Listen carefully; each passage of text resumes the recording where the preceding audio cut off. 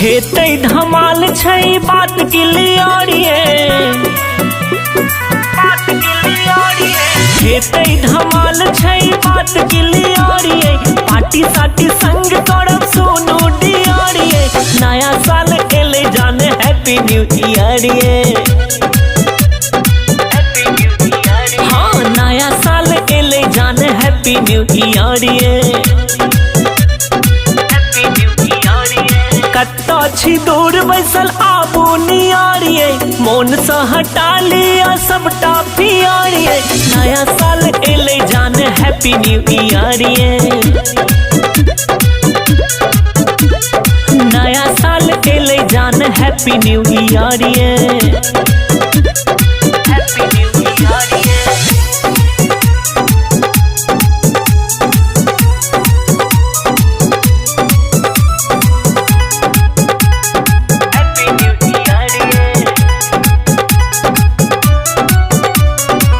DJ के floor पर हेतै डांस कहू के रोकते करबै रोमांस मोट बात जे हेतै धमालिए बीत गेलै सुनू पुरना सालिए मस्ती के दिन छै रहू बेफिकारिये मस्ती के दिन छै रहू बेफिकारिये नया साल एले जाने हैप्पी न्यू ईयर अरे नया साल एले जाने हैप्पी न्यू ईयर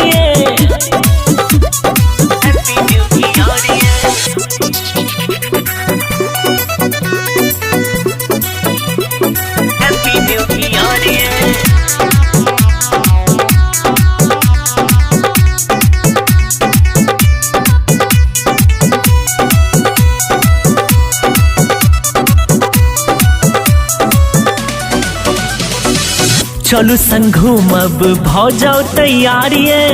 लक हम एलो अही लेल थारिये मोट बात जे दिन बड़ा खास छै नया साल सनी के आस छै